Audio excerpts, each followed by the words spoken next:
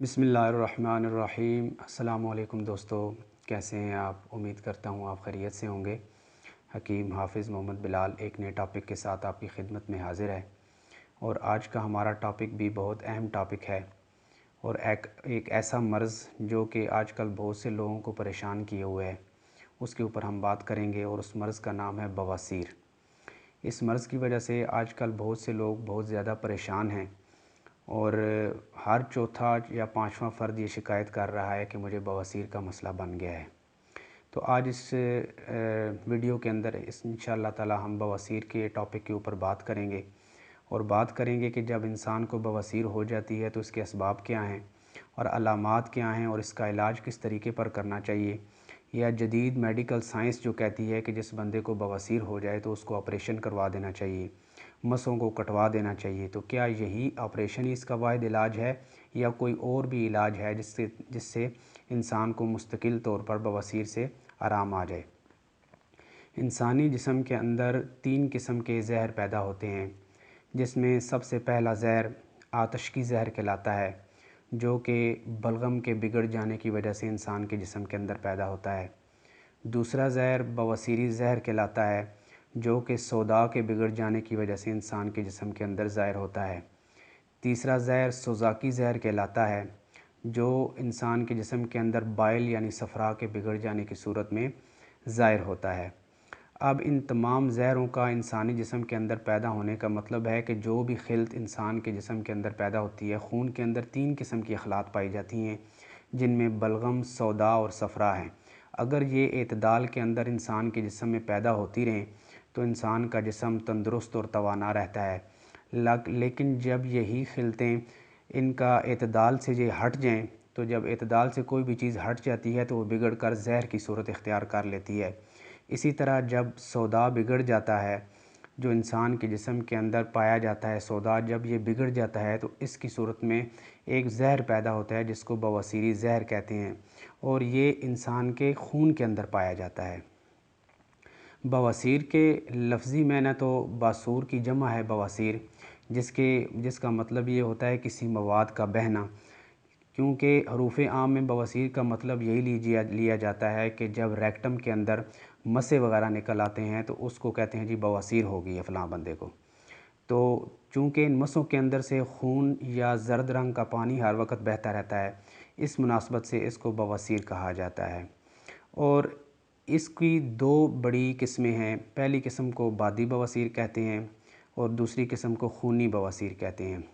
पहले इंसानी जिस्म के अंदर जब खुश्की और तेज़ाबियत हद से ज़्यादा बढ़ने लगती है, उसके खून के अंदर गाढ़ापन बहुत ज़्यादा हो जाता है, जो मस्कुलर हमारे टिश्यूज़ होते हैं वो ज़रूरत से ज़्यादा काम करने लग जाते हैं। तो ऐसे पेशेंट को पहले कब्ज़ की शिकायत होती है। जब कब्ज़ का इलाज मुनासिब वक्त पर ना किया जाए और ऐसी ग़िज़ाओं का इस्तेमाल जारी रखा जाए जो कि और दिन ब दिन कब्ज़ को बढ़ाती हैं, तो आहिस्ता आहिस्ता वो कब्ज़ बढ़ती बढ़ती बवासीर की सूरत इख्तियार कर जाती है। और उसके बाद पहले जो बवासीर का पेशेंट होता है, बादी बवासीर का, उसको सिर्फ़ कब्ज़ की शिकायत होती है और साथ हल्की हल्की ख़ारिश महसूस होती है रेक्टम के मकाम पर। और उसके बाद आहिस्ता आहिस्ता उस जगह के ऊपर मसे बनना शुरू हो जाते हैं। अगर इस स्टेज के ऊपर इसका इलाज कर लिया जाए तो ये बवासीर यहाँ से ही ख़त्म हो जाती है और दोबारा होती भी नहीं। लेकिन अगर इस स्टेज के ऊपर पेशेंट जो होते हैं वो लापरवाही का मुज़ाहरा करें और इस किस्म की ग़िज़ाओं का इस्तेमाल जारी रखें, जिनकी वजह से बवासीरी ज़हर खून के अंदर और ज़्यादा बन रहा है, तो ये बवासीर बिगड़ कर और ज़्यादा बुरी शक्ल इख्तियार करके खूनी बवासीर के अंदर कन्वर्ट हो जाती है। अब इस किस्म की जब इसके मसे बन जाते हैं और इनके अंदर से जब खून निकलना शुरू हो जाता है तो इसको बवासीर खूनी कहा जाता है। इस किस्म के पेशेंट जब डॉक्टर के पास इलाज की गरज से जाते हैं तो डॉक्टर तो उनको कहते हैं कि जी अब आपको बवासीर हो गई है, इसलिए इन मसों को काट देना ही इनका इलाज है। हालांकि देखा जाए तो ये बिल्कुल गलत तरीका है, क्योंकि बवासीर का जो ज़हर होता है वो तो इंसान के खून के अंदर होता है। जितनी देर तक आप उस ज़हर को ख़त्म नहीं करेंगे, बवासीर आपकी कभी ख़त्म नहीं हो सकती।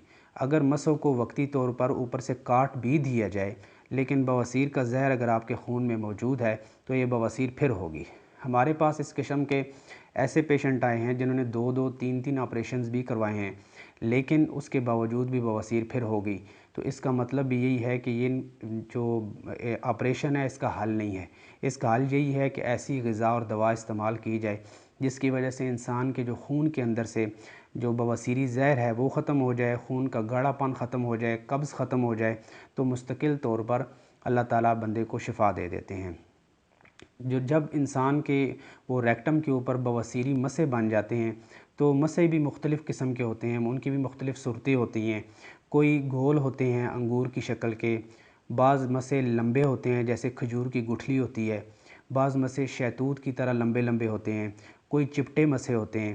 لیکن تمام قسم کے مسوں کی بننے کی وجہ ایک ہی ہے کہ انسانی جسم کے اندر بواسیری یا خون کے اندر بواسیری زہر بہت زیادہ بڑھ چکا ہوتا ہے، قبض کی شدت ہو چکی ہوتی ہے، خون بہت زیادہ گاڑھا پن میں آ چکا ہوتا ہے، اور ہمارے مسکولر ٹیشوز بہت زیادہ ضرورت سے زیادہ کام کر رہے ہوتے ہیں، اور ہمارے ایپیتھیلیل ٹیشوز جو ہوتے ہیں وہ سکون کے اندر چلے جاتے ہیں۔ تو اس صورت کے اندر انشاءاللہ تعالیٰ جو آج آپ کو جو میں 2 نسخے بتانے لگا ہوں، ایک بواسیر بادی کے لیے ہے اور ایک بواسیر خونی کے لیے ہے۔ اس کے ساتھ آپ یہ نسخے جب استعمال کریں گے، ساتھ غذا کا پرہیز ضرور کریں۔ ایسی تمام اشیاء جو خشک اثرات کی حامل ہیں، جن کے اندر خشکی پائی جاتی ہے، ان تمام چیزوں سے آپ پرہیز کریں، اور ساتھ یہ دوائی بھی استعمال کریں، تو کوئی وجہ نہیں ہے کہ آپ کو بواسیر کی تکلیف ختم نہ ہو جائے۔ تو پہلے بادی بواسیر کے لیے آپ جو نسخے ہیں وہ نوٹ فرما لیں۔ بادی بواسیر کے لیے چونکہ اس کی مین علامت تو قبض ہوتی ہے، اور اس ریکٹم کے مقام کے اوپر خارش بہت زیادہ انسان کو رہتی ہے، اور بعض اوقات بہت زیادہ درد وغیرہ کا بھی احساس ہونے لگ جاتا ہے، تو ایسی میڈیسن ہونی بہت ضروری ہے جو کہ قبض کا خاتمہ کرے۔ تو اس سلسلے میں ایک نسخہ ہے میرا معمول مطب نسخہ ہے، وہ آپ نوٹ فرمائیں۔ اور اس نسخے کے 3 اجزاء ہیں، بہت ہی آسان نسخہ ہے۔ پہلی جو چیز ہے وہ ہے تمہ۔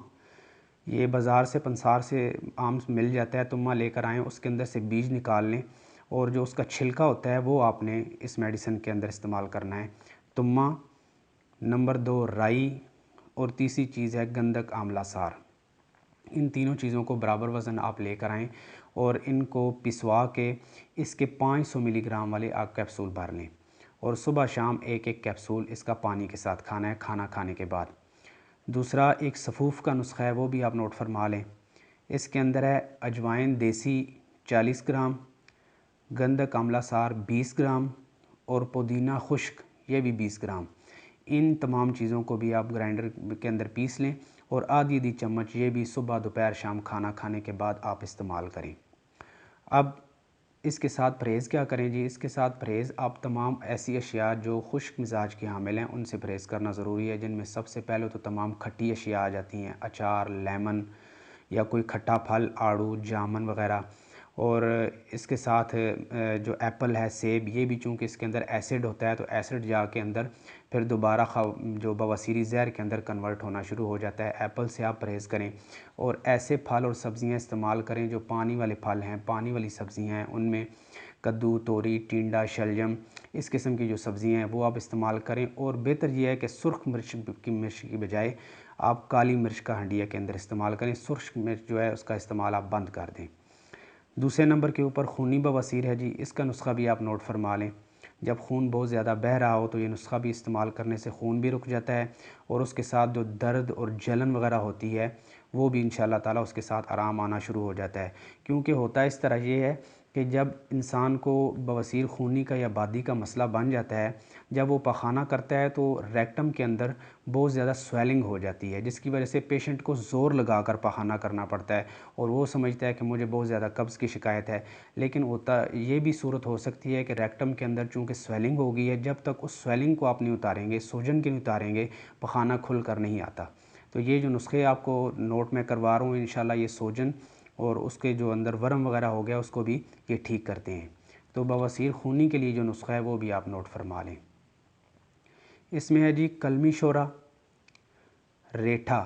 ریٹھے کے آپ نے بیج اندر سے جو بلیک کلر کا ہوتا ہے وہ نکال دینا ہے، اس کا چھلکا آپ نے لینا ہے۔ تیسرے نمبر کے اوپر ہے جی گندک آملہ سار، اور چوتھی چیز ہے تارا میرا۔